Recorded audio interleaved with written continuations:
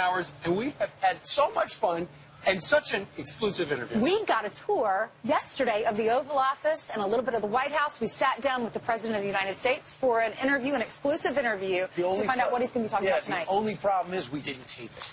So we're going to go have, at best we can remember, we didn't, Brian, people don't tape things anyway these days. It's all digital. Anyway, we had a very wide-ranging interview with the President of the United States. We're going to play about half of it right now, and half of it at the bottom of the hour. So, next stop, East Room of the White House. Time, 3 o'clock yesterday afternoon.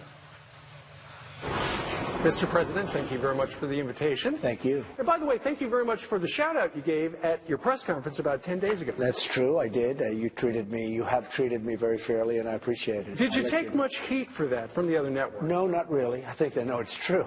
They know what's fair and not, but you have treated me very fairly, and I've been a friend of your show for a long time. Remember those call-ins, right? For years. Maybe without those call-ins, somebody else is sitting here. Let's talk about your speech. You're addressing Congress tonight. You have talked about spending $54 billion in additional money for our military. Senator John McCain has said that is not enough. What's your reaction? Well, we're going to spend a lot more money on military. We really have to. We have no choice. And a lot of people think it's a tremendous amount of money.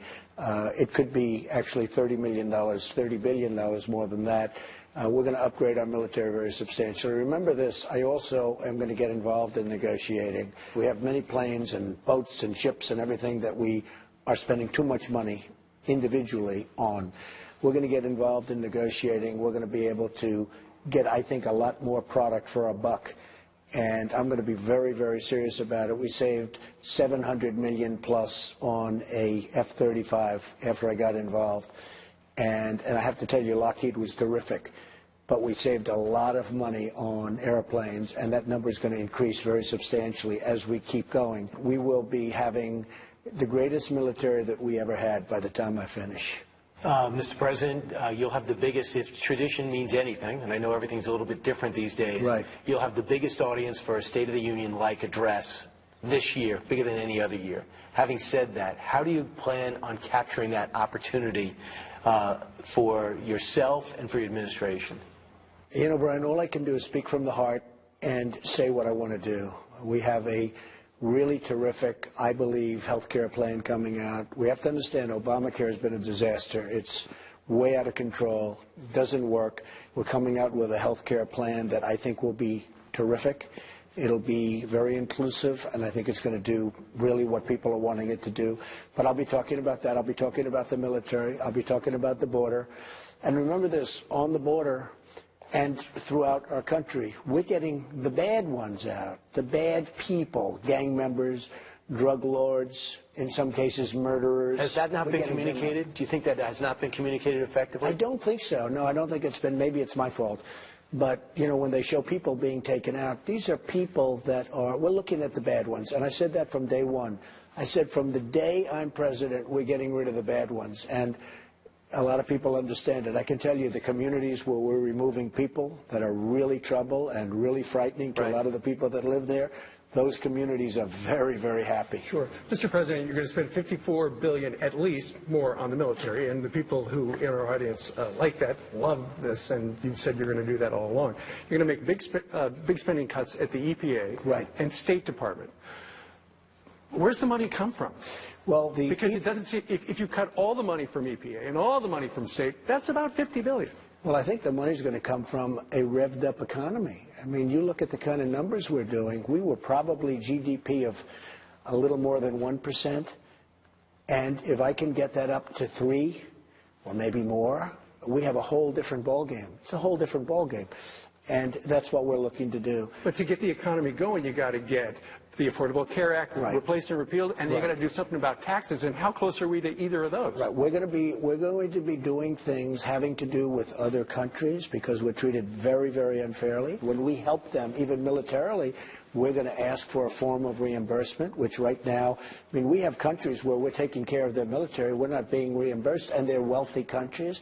We have a lot of things happening, but we're going to get the numbers way up, and we're going to get jobs back in our country. You see what I've done. Ford has announced, General Motors, Fiat has announced.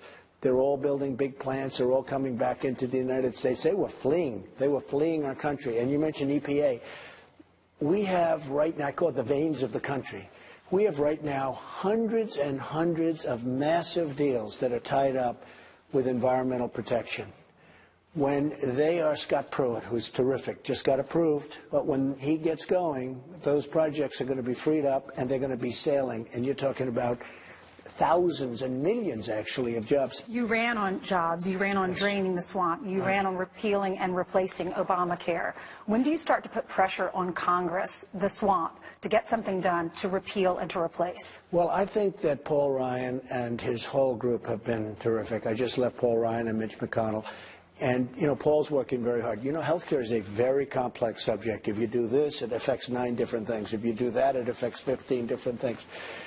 I think we have a great plan, and I think Congress is absolutely taking a lot of blame, but it's not their fault. Don't forget, I've only been here for like 4 weeks. Somebody said, he hasn't done health care. They've been working on health care for 30 years. I've only been here for, what is this, my 5th week?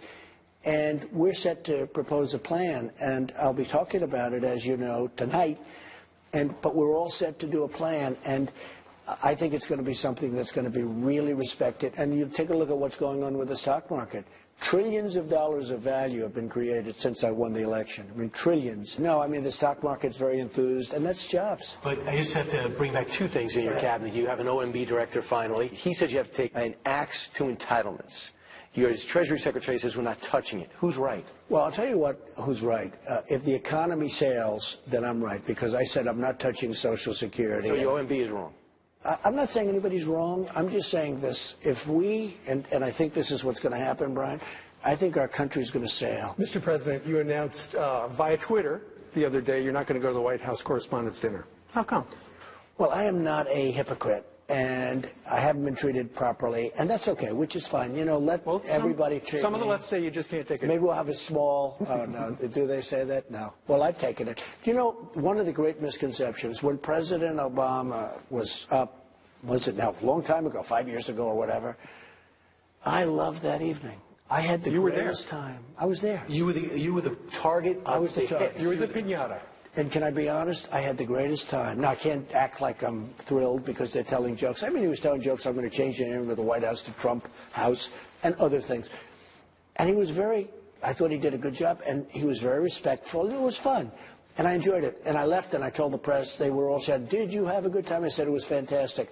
The next day I read Donald Trump felt terrible about the evening. I loved the evening. I had a great time. You said before, I could take hits when it's justified. Correct, right? 100%. Can you give me an example of a time when someone was critical of you and you thought to yourself, I deserve that hit. I deserve that column.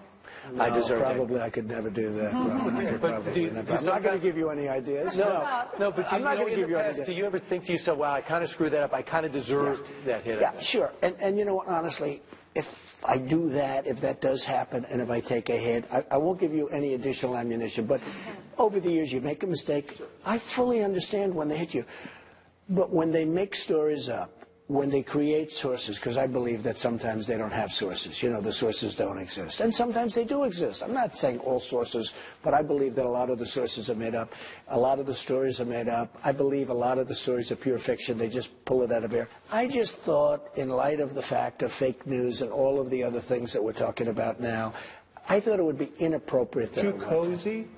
No, not too cozy. I think that, look, I have great respect for the press. I have great respect for reporters and the whole profession. Now, with all of that being said, I just thought it would be better if I didn't do the dinner. That doesn't mean I'm not going to do it next year, but I just thought it would be better if I didn't do that. Mr. President, the Oscar Awards, Jimmy Kimmel, he was tweeting, he was saying some crude comments. He insinuated, at least, that you were racist. What's your response?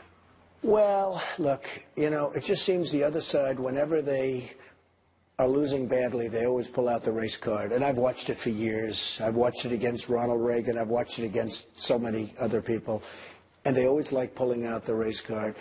The fact is, I did pretty well, much better than past people in the Republican Party in the recent election, having to do with Hispanics, having to do with African Americans. Did pretty well, or I wouldn't be sitting here. I mean, if I didn't get numbers that were at least as good or better, I wouldn't be sitting here. You don't take it personal. I can't, because I consider it a very serious violation when they say it. and I have to write it off as being purely politics. Big story here in Washington, D.C., that Sean Spicer asked his communications team, okay, come on in, everybody. Put your phone right over there. We have a leaker here. We're going to have the White House lawyer look at your phones. How intent are you on finding who the leaker or leakers are in your administration? Not just your communications team, but over the State Department, maybe the intel community, everywhere. Well, first of all, Sean Spicer is a fine human being. He's a fine person. I would have done it differently. I would have gone one-on-one with different people. And we don't have a major leak process here. We have a major leak process in government.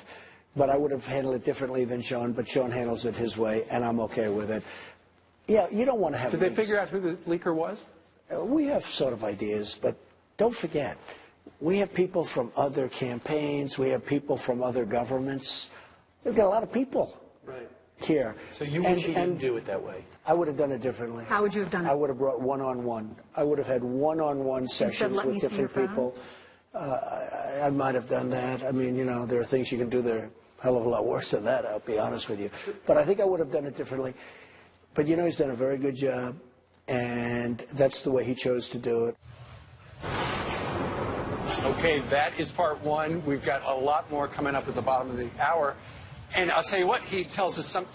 I thought if we asked him to grade himself thus far, it was all going to be A+. Right? That's what I thought. He has a really surprising answer. He didn't give himself an A in one category. We're not going to tell you what it is, because you could stick around and watch. We'll show that part of the interview coming up, but that was a little surprising. We all were a little taken aback by that. Right. Meanwhile, 12 minutes after the hour, much more show to come. That's right. We have more of that exclusive interview with the president. We're going to show you what happens right there when we go behind the scenes at the White House. That's right. Oh, look at that. The Resolute desk in the Oval Office.